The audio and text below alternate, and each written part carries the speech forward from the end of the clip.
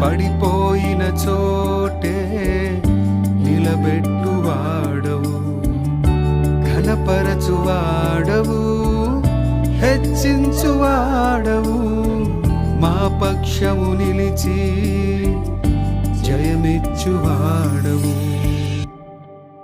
ఏమైనా చేయగలవు